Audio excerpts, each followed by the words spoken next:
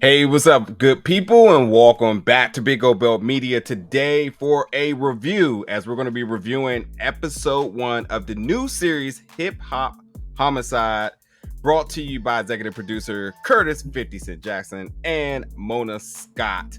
As of now, full transparency, we do not have season coverage of this. We got to check out the first episode. We may have some additional content coming from this series. But we checked out the first episode just to get a taste of what it was, give our thoughts about it. And kind of how I want to do this review is I want to talk about the show in an overall view. I want to talk about the show in this episode, and then I kind of want to see what your theories are about the particular episode, in which this episode focuses on Pop Smoke. So folks, you can check out the season premiere of this Thursday at November 3rd, 9 p.m. And then new episodes will be available on AMC streaming service ALLBLK. So yep, you can check out the first episode. Oh, and that's on every Monday. You can check out the first episode on WeTV and then switching over to ALLBLK, which I find that to be a little bit complicated here, but I guess the safest way to put this is that on TV, it's on WeTV, and then it's on AMC Plus after that. And that's where you can find it, which AMC Plus is basically the umbrella for all things AMC. AMC, Shudder, IFC, ALLBLK, and a bunch of other things that I'm probably forgetting. Sundance TV, I think it is too. But yeah, there's that. But yeah, this episode, the first episode, does focus on Pop Smoke. But it does range from Pop Smoke to XXX to Tentacion. And it does have an array of guests featuring on here, basically giving their testimony, their interviews, their perspectives about each of these episodes of murders. This first episode does have 50 Cent is their big name, but other episodes have French Montana, Juvenile, Manny Fresh, and a lot more. Really quickly, randomly, do you think that the Juvenile episode is focusing on Soulja Slim? Of course.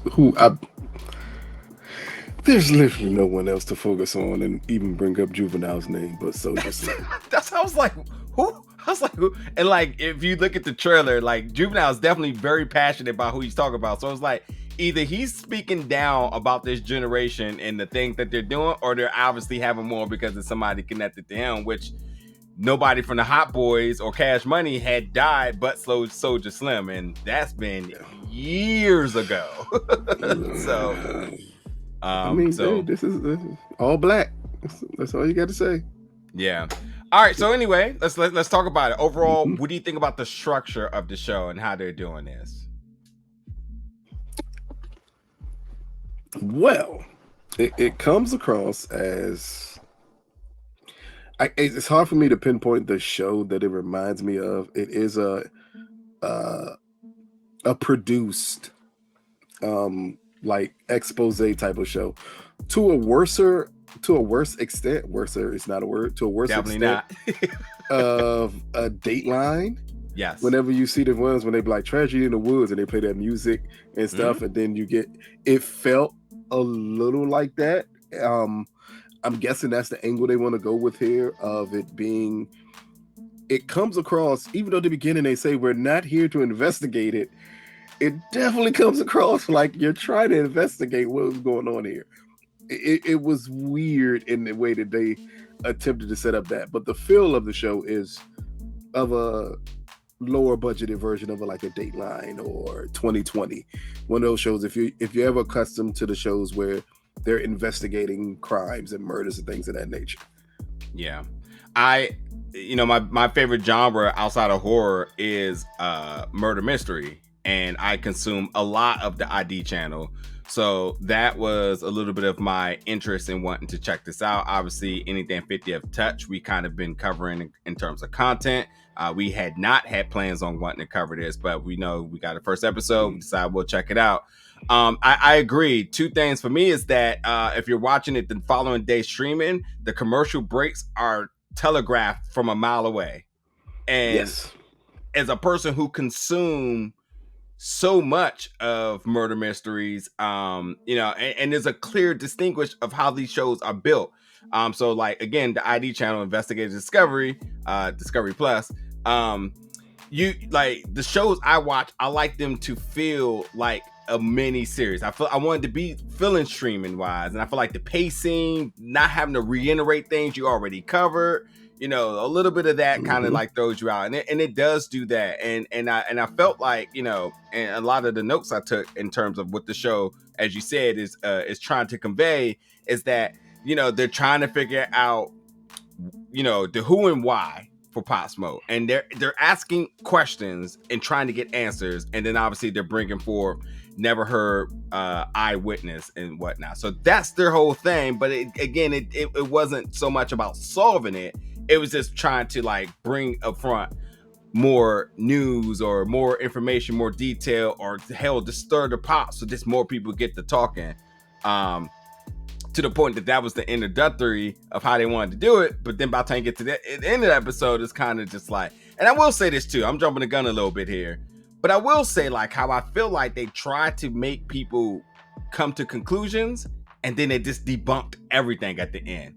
Like, I was a little shocked at that. Like, that told me like, it's one of those like, da-da-da-da-da, but what do I know type of thing, and then walk off. it's a podcast that recently serial podcast where someone recently got released from prison because of it, and Serial ended their episodes that way. Like, hey, here's all the evidence. Of course he's innocent. Of course he didn't possibly. What do we know? Maybe he did do it, and that's the way it ended. This show felt the same way, and it's because it feels in this first episode they don't necessarily understand the angle they want to attack here, and it possibly could be because of the subject they chose in this first episode. We kind of already know the who, what, and where with Pop Smoke. The people involved that went to trial and things of this. We know that element of it, and I thought at first it was going to attempt to go down a very interesting road, which would have been, hey, yes, this happened to him. We're trying to figure out, was this premeditated? Was this just a robbery gone bad? But let's focus on the life of the person, because if you're going to do a show called Hip Hop Homicides, and in the very beginning of it say, hey, some of these murders have gone unsolved, and maybe we don't know these people like we should. Maybe if you would have focused way more on saying, hey, we got the who and where, we got the who, what, when, and where with this guy and what happened in his situation. But what you don't know is the person. And then give us the story. That could have been a very interesting story. And you possibly weave that together with some of the eyewitness testimony, with his best friend who was at one point blamed for his murder. It's so many different angles you could have played here, but yeah, it just felt off. This whole episode felt off because of the subject matter. The subject, not the subject matter, but the subject chosen for this episode. Yeah, I am very curious about episode 2 because I agree. Of the artists I know that they got thus far, Pop Smoke was the one I was most interested in because that's the one I listened to their music, and plus because I know 50 Cent's relationship with him pretty much is his adopted son. He was with him, you know, really helping him rocket ship his career. And obviously being from New York, there's a lot of ties that they have, and this was like kind of personal to 50. So, and 50 even said in this episode that like, hey, you know, Pop Smoke death is pretty much the catalyst to why I wanted to do this show. But like to me, and like in all due respects to somebody dying here, and you know, you're getting the tone from their mother being a part of this, and you know, having to kind of go back down that path of the feelings that of this happening, and obviously the feelings she's having now and whatnot. The toning is also a little bit interesting as well too, because like, and I get it. Our host Van Lathan. I get that you're going to talk to people and you can't put everybody on the script, so everybody's not going to talk the same. But yeah, when you do talk to the mom and you add in like a sense of like hurt and just that emotion from her, and then you get into other rappers where you're talking to certain rappers like Glasses Malone and Fabio Foreign, and then they starting to get the perspective about one, how the streets work, two, about drill music, and so it starts to go from like the mom who doesn't have answers, who's still obviously still grieving, Van Lathan doing a job that seems to be wanting to get the answers for the audience and obviously for the family to give them peace. Listen, he said that in the beginning. I'm not saying that. They say they want to give the family justice and peace. And then you go talking to these street dudes, and then they're basically like, well, listen, big homie didn't check in, so the probability of this stuff happening is very high. Or like, hey, man, New York drill music is, if you, listen, when you tied up in the New York drill music and da-da-da, you mean these things happen. I'm just like, I don't know I don't know how I would feel if this was somebody personal to me. I would be highly upset because you almost made it sound, and I'm pretty sure that was not the intention, nor was that the people who they interviewed, that was not their intention. But the way this is edited, it comes across as you're basically blaming him for what happened. Because when Glasses says it will reduce, if you would have checked in, it reduces 80% that something like this would happen.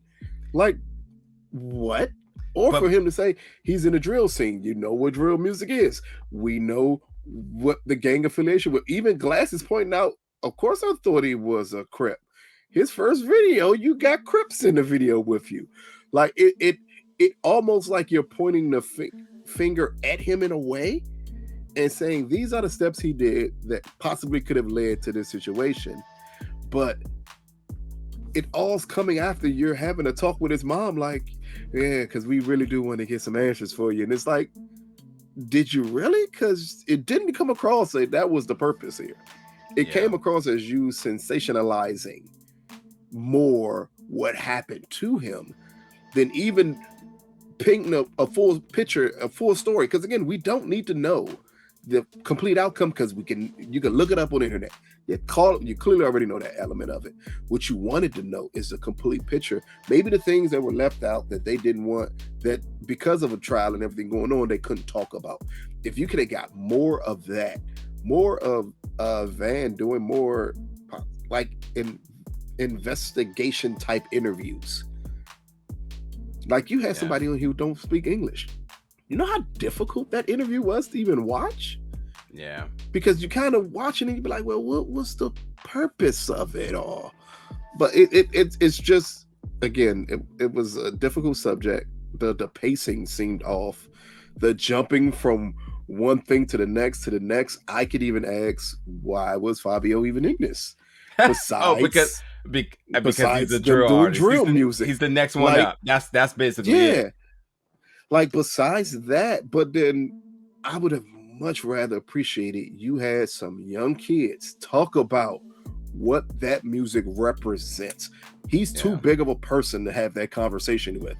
But if you did brought some kids in and say, hey, we're here to also discuss New York drill. What does this mean to you all? And them explain what drill music is.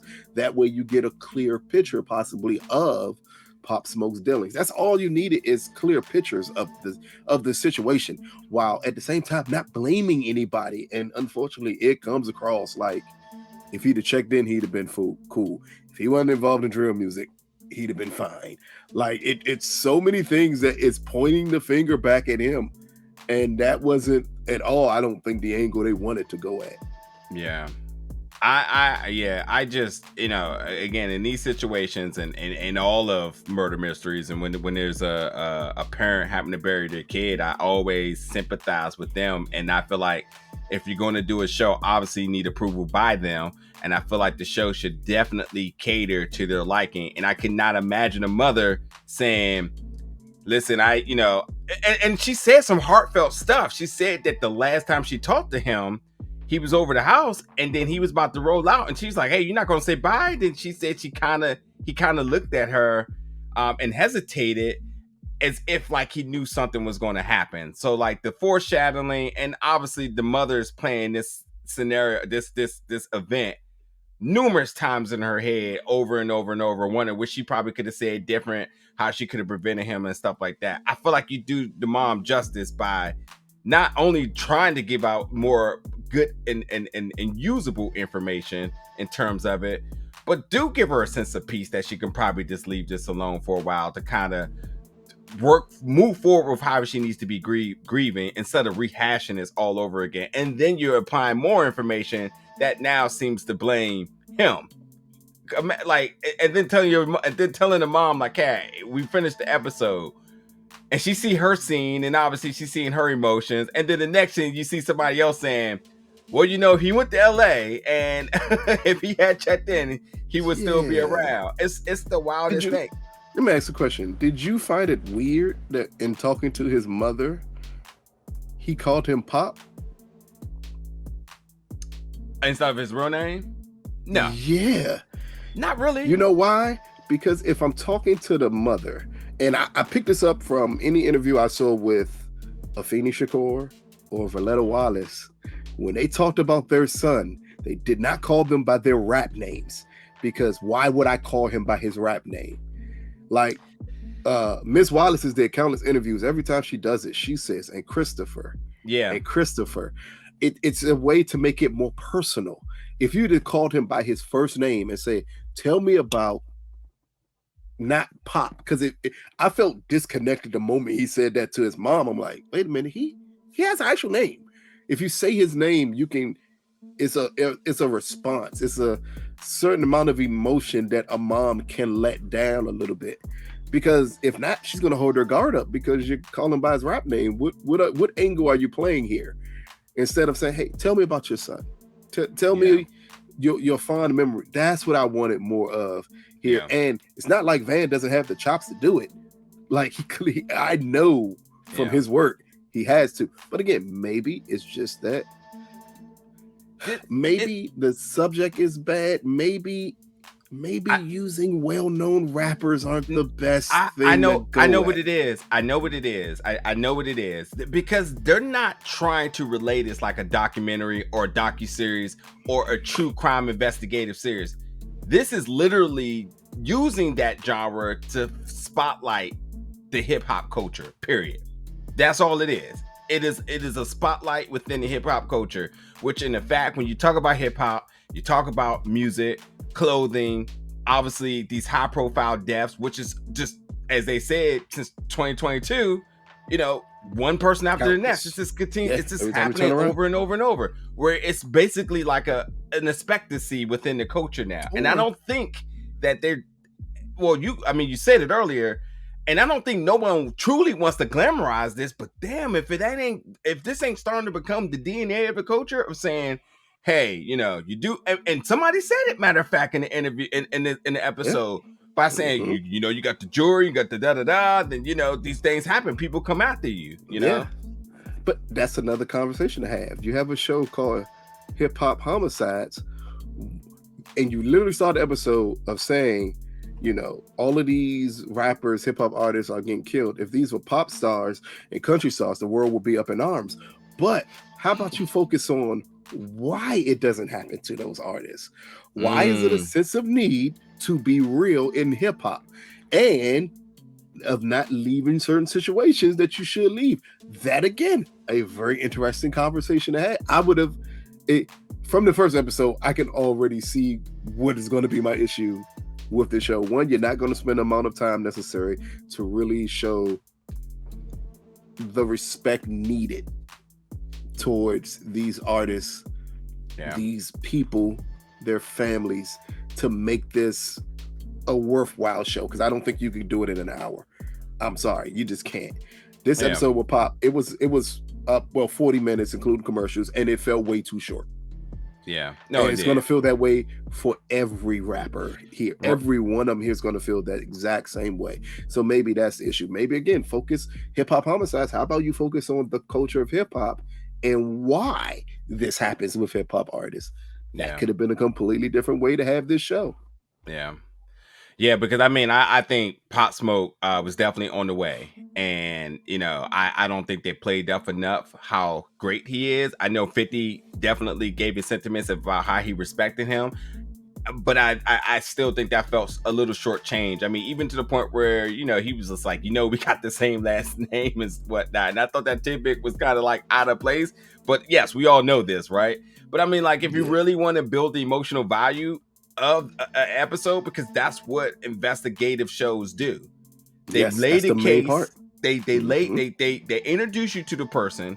They lay the scenario, what they know, and then they end up, depending on if they have interviews or not, they either go to a point where they, it's open-ended to a point where you can participate in whatever information, like unsolved mysteries, shall I say, or if you go on something like, somebody like Paula Zahn, where she's having family interviews and they're speaking about character witness, their moments with them, their thoughts, where the state of the investigation is, and so on. These are the type of things. But for me, it's just like, this was just like, Pop Smoke is a popular artist who died in LA. Here's a person that we're going to interview, folks that was involved with this that had not ever spoke before, and that's going to be our episode here. Okay. I don't care. I don't care about Pop Smoke right now. Sorry. Yeah. Like, I'm wondering about the artists that they couldn't get signed off on to do this, because we do see the hip hop artist that's being shown, but it's one that passed around this time that clearly is not on their list of people who they can talk about, and that's Nipsey. Yeah, they also got a reason why. Yeah, they also got King Von, which I am it's a whole different. Like, that's a whole different issue. Yeah, like, again, but that's what it brings up. Like, how I just feel like you're not gonna be able to do any of these people the justice that they need, and you're not solving anything. Not that justice, but justice on their life, justice on their art form, justice to their families. Because if you're gonna ask for me for permission to even have this conversation about my family member, God damn it, it's gonna be longer than 40 minutes. Yeah. I need you to understand that, because I can't convey the full message in 40 minutes. Triple X is going to be the one to me. My God, unfortunately, most of us have seen his death on tape. We know how it happened. He's who was at the bike shop, right? The bike shop, and they came out in his car, and unfortunately, they released a video of what happened to him. Yeah. People saw that countless times. But you want to go back and talk about the artist, you want to talk about his life, you want to talk about the family they left behind, you want to talk about their artistry, you want to talk about what possibly led to this. But again, how do you give all of that the appropriate amount of time in 40 minutes? Yeah, I'm just for the positivity I possess in my body. I think the second episode should be better. This was a pilot episode. Sometimes pilot episodes are a little bit rough. 50 Cent, I do not expect to appear in any other episodes, as he is the EP, but obviously Pop was really close to him. And I feel like the structure of the show, now that they probably worked out the kinks in the editing, could get better. But it still remains that, like, you have got to make sure that you don't have to solve the crime. You have got to make sure that you want people to care about the people that you are investigating. Names alone just won't do it, especially when you're bouncing around generations here. Yeah, Pop Smoke was just in 2020, I think it was. Yeah, 2020, February 19, 2020. XXX Tentacion was probably the same year. But if you're going to go back to Soulja Slim, I don't even remember when King Von died. But, like, when you're bouncing around, these are different. King Von died in 2021. He died after Pop Smoke. Yes. Yeah. And then again, but Soulja Slim is going to be the one, because that's going to be a huge generational gap of people don't even possibly even remember who Soulja Slim was. Yeah, no. And again, if you're going to introduce new people, then you got to have folks to kind of. My biggest critique of the show is that, like, one, folks are going to watch it because it does have names that people know. Fandoms will obviously draw folks. But I think if you're going to keep people around for an entire season instead of nitpicking the episodes that they want to check out, you want to build up who these folks are. You want to get the unique interviews that you can, family members or anybody that was closely related to it. And you want to make sure that the pacing of these episodes are constructed in a way that crescendos. Build me up the emotion. Give me the raw stuff in the middle. But then at the end, then give me back the emotional stuff. Don't give me, like, the emotional stuff immediately after you started trying to build somebody up. Then you started to, like, drop in, like, facts and details and narratives and all sorts of different things, to the point where I'm just like, if I only watched 15 seconds of this episode, and you told 15 minutes of this episode, and you said, like, hey, my man was in New York, recently left New York, went in an Airbnb in LA, and because he didn't check in, that's why he got killed. That's all you got from 15 minutes of that. Yeah, which is hard. That is so hard. I understand the purpose of them doing it and interviewing Glasses Malone, who's a really dope guy, and it's not on him. He was just making a point. Yeah, he's not at all wrong. He's just making a point. But I swear his interview feels unnecessary here because it's a point that didn't need to be made. Or again, like you said, editing. Because I know you know he's not insensitive, so that came into a point where it said like, oh, we want to make sure we add that part, and it comes in and say like, I could imagine that interview saying like, okay, well, if you're gang affiliated, what's proper protocol? All right, cool. So when you come in town, any high profile, obviously with this was the whole thing that they were just running with what's his name who just died at the spot, and they were trying to blame his baby mother. PB and Rock. Rock. Yeah. Basically, the first narrative was like, oh, he came in town, he already had beef, he didn't check in. They scoped out his IG. That's why they came and got him. But that wasn't about what that means. They are civilians out here who don't know what checking in means. Definitely drop that as if definitely drop that as if that was like a normal terminology. Like everyone knows what checking in means. No, they don't. Explain what checking in means, because you don't have to be affiliated with any gang in the world. You don't have to be affiliated that way. Yeah. Checking in has way more to do with your level of celebrity in the hip hop culture, and you going certain places, and you may have somebody, and you have other rappers who be like, I'm not checking in with nobody, but you have others who be like, yeah, hey man, I'm coming to your city, X, Y, and Z. Yeah. Like, explain that to the people, that it engages them, and then you understand why what Glasses Malone was saying is so real for him to say it. Like, hey, I assumed he was affiliated. Yeah, he didn't say nothing. I wish he'd have checked in with somebody, because Glasses didn't even say check in with me. He said, I know people. I didn't hear anything about him being in this city. And actually, I mean, if this was spun correctly, he could have basically been saying like, listen, if I had known, it's something I probably could have did personally. We look out for our people if they come through. I mean, and if you want to find some other interesting things, just look up people not checking in. Like Lil Wayne when he went down to Little Haiti and he thought it was sweet, and they ended up getting him in that Bugatti and told Birdman, come pay up for your son. You're not just gonna come around. And that was Lil Wayne at his peak. He was the hottest rapper Cam in DC. But we could even go back further to Biggie when he was going to LA.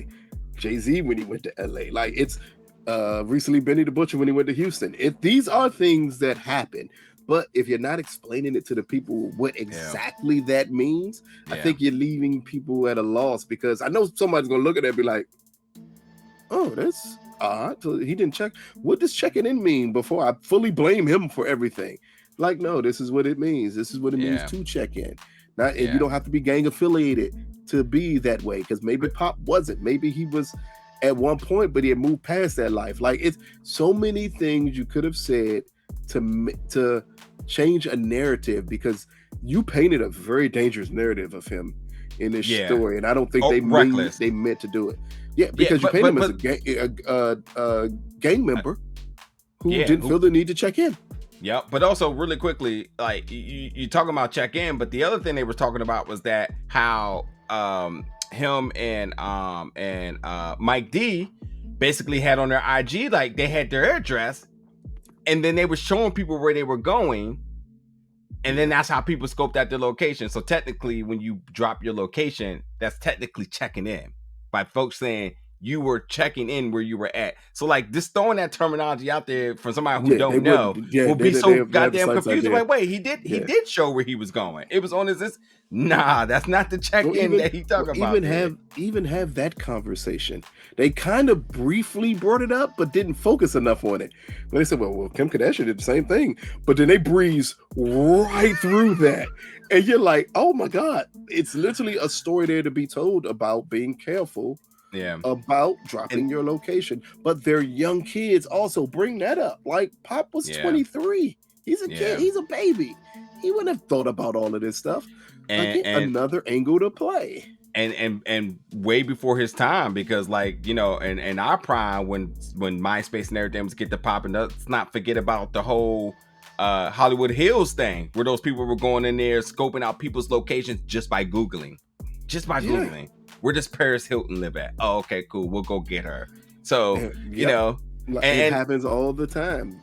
Yep. unfortunately, what you just said it with PB Rock. That's literally what happened. Yeah. Well, they scoped him out, but at first we thought it was because what happened with his location being shown. Yeah. But again, But people were still so many, keen to his location, though. yeah, It just it's wasn't so many. but There's so many angles you wish the show can go, but it's a first episode. yeah. Let's just hope when you remove yourself from the huge star power that is Pop Smoke, maybe the next episode needs to not focus on, I'm going to call it the big two that are left. I know, and that's not no disrespect to the other artists involved, but like Triple X is huge. He's the top selling artist out of all these artists they have on here. He's huge. King Von is so recent because of what happened. Like it's so much, and his name still keep coming out of people's mouth too. Exactly. Like, so I would much rather you focus on some of these murders that happen to these kids, to these artists that aren't the biggest names in the world, but they're the biggest names to their families, and focus on them. Get attention to what happened to them. That's what I would want more than anything else for a show like this. I found that to be the most interesting angle at one point when they said we're not going to just focus on the names you know, we're going to focus on some people you may not know. Hey, if you focus on them, it could be a local kid who was on the come up. That's the story we hear the most now, is a local kid who may caught a little lick, and all of a sudden, you know, something happens online and you say something like, hey man, you know where you can meet me at, and things of this nature, or what it means to be successful and have to move from where you from. Yeah, again, it's interesting. The show can generate interesting conversations. That's a good point, because a lot of people always say once you start getting it going, get out of your hood. I mean, that's why I thought he was in LA in the first place. I didn't even realize it was an Airbnb. I thought he had already moved. I thought he hadn't got out of New York. And on another thing too, like really quickly, because we're gonna wrap up here. I mean, again, and to be aware of your surroundings, because I will always give props to my man Soldier Boy, who also had a home robbery and he was protected and he had to let loose. But understand that this was somebody who moved from his home place in Atlanta because of reasons, just to go to LA where everybody thinks it's safe, and he still almost got robbed and killed. So, you know, it's still a matter of like, there's no one way of protection. You just got to be aware of your surroundings and always know that somebody could be after you at any given point. Like, these are narratives I wish they would have explored a little bit, in terms of just saying that, like, this is a big artist. He left New York. He got an Airbnb. Sure, he posted his address. Okay. But yeah, you know, these type of things happen, you know, and they're kids. They're kids. Man, and let's not forget, you know, the 2 juveniles, 4 people arrested, 2 juveniles and 2 other younger folks. 2 juveniles can't even be they're not public record because they are juvenile. But you know, people that's involved, and like other folks that they have involved with this, I said, you know, they had Vok, and they had Fabio Foreign. They had Mike D, who was his best friend. They had 50 Cent. They had Amelia Rose, who was the chick that he had met at Rolling Loud, that came over, who was there when it all went down. And they had her on a Skype interview. And then she basically gave her testimony about the entire event.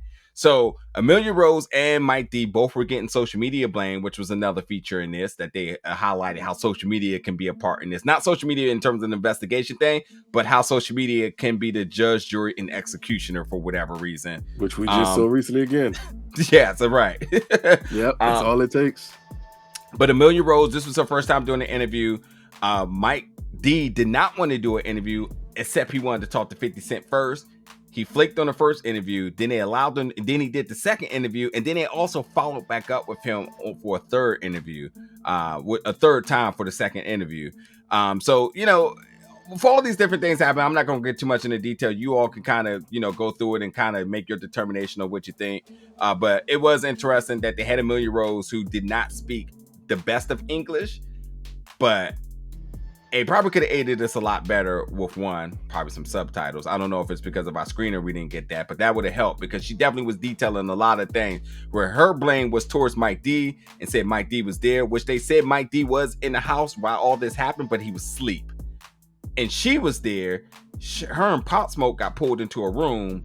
She basically closed her eyes, and I guess she was saying she was holding his hand, and she felt this pulse disappear, and she was praying like, hey, you know, make it, I hope it's quick and whatnot. And she wasn't killed. Once they left, then she screamed out to Mike, and Mike basically allegedly came in and said that, why didn't they kill you, bitch, too? So it's interesting because it's a legitimate question. Yeah. Because who leaves witnesses? Not. But again, we're kids. Not here to blame anybody. Yeah. But these are kids doing all this. And again, it just, it's so many angles we wish, but you know what? First episode's done. Let's see if it gets corrected by the second episode. Maybe they play it on a different angle. Maybe again, you drop the huge star power down, and maybe you have to focus more on the subject. Yeah. I expect X to be the finale. That's how it has to be. Yeah, that's how I look at this. Him or Vaughn. One of them have to be the finale. Yeah. And they didn't fully say all the artists who they're talking about this first season. Yeah, I'm just looking. I don't see any other names. Yeah, just just a few names. They hinted towards people, but I would have liked if they would have like let you know at least by the end of it. Like, these are the artists we're looking at this season. But that's neither here nor there. But we do know X is one, and we know King Von is one, and those need to be the last 2 episodes because those are very highly explosive episodes. So that's going to cause issues, especially. That's right. Von's is going to cause lots of issues, current issues. Yeah, because there's people still talking on both sides of that a lot. So last thing I wanted to just quickly say, because I originally said I was going to ask about theories, but did your impression about how this played out, did it change? Did it enhance your knowledge at all? What sort of like what you take away from watching in terms of the investigation? Really nothing. Yeah. It didn't change my mind about anything. I didn't feel I necessarily learned anything. I think when we were going down the path of learning more about him, that would have been the more interesting part. And then they cut it off and went a completely different angle and decided, let's talk about this. And then maybe tell me more about New York drill. Like, I know about drill music. I know how violent drill is and what it represents in the UK. Yeah. But hey, how about you fully explain how it got to New York and what's the difference between Chicago drill, which is extremely violent also, versus New York drill? Like, they even brought up UK drill for a second too. Like, that's what I mean. Like, UK drill is the first one. That's the big one. That's the one. And I know anybody who watched Top Boy, anything, you know how violent UK drill is. That's not within question at all. But again, explain how it got from Sosa to in Chicago down to New York and what it represented and things. I would have loved that. I love that they hinted towards it a little bit. I love the conversation with his mom, because anytime you get a mother that can talk glowingly about her child, I'm all for it. And I would just want more of that. But as pertains to his case, didn't tell me nothing I didn't already know. Well, closing remarks here is that, folks, obviously this season is going to have a bunch of different interviews from known names, artists, celebrities, et cetera, and obviously they're going to focus on a lot of different victims of people who were murdered that's involved in the hip hop community. In terms of my perspective about, did I learn anything or gain anything from this episode? There's a couple of things. Obviously, I didn't even realize there was another chick in the house, but I also didn't look into this case that much. It was just one of those unfortunate things of like, oh, damn, again. So like, did this help me build the emotional connection to Pop? No, I, as a fan, love his music, but this doesn't help me establish more of a care about the person. So I wish they had done better with that.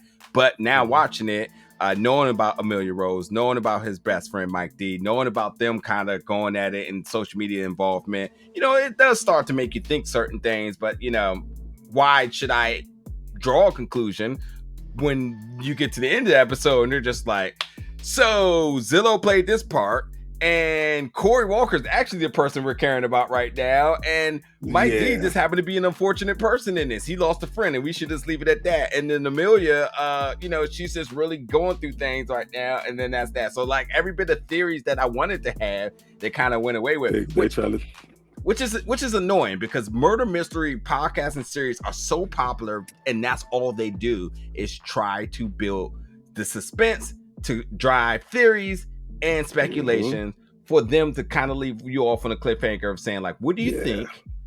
Maybe you can be involved. Maybe you know additional information. Call this number. Maybe these are the killers, but does that mean, like, a Dayline is famous for it? Maybe they are the killers, but does that mean that she had nothing to do with it? Why was she left alive? Like, these are things that would be legit questions. Like, why were you left alive in that situation? Why wasn't the whole house like things of this nature? This is questions that I think are natural to ask, but trying to wrap it up in a little bow at the end, that ain't the way to go about it. It's leave those questions open, because it's legit questions that people are going to have. And I know you don't want to place blame on anybody, but when you decide to go down the road of creating a show like this, and you're going to bring up people's cases, understand everything ain't tied in the tight little bow for everyone. And those things that aren't tied in the bow, you're leaving it up for people's interpretation. Because I know I said it didn't change my mind about anything. The one thing it changed my mind about, that I will think about for now until, why was she left alive? So you telling me they executed this man while you were holding his hand? Why was she left alive, and how did my man sleep through a robbery when they went through 2 floors? And, well, who knows? Well, that's possible, and that's why I never questioned that part, because it is possible. Like, you out partying. True. What partying means. Big fact. It's big things facts. he could sleep through. But his question is very legitimate when he woke up after she screamed and got him. Why are you still alive? Yeah, you're right. That's a legit question. Yeah. Well, folks, you get an opportunity to check this out November 3rd, 9 p.m. Eastern Standard Time. That is a Thursday on WeTV. Then you can check it out the following day on the popular AMC streaming service, ALLBLK, and I would assume AMC Plus as well, too. Streaming Mondays. Jump in the comments. Let us know about your excitement, your thoughts, your theories, all things with this series. And stick around. We have more reviews and content here at Big O Built Media coming very soon. Thank you so much for watching this review.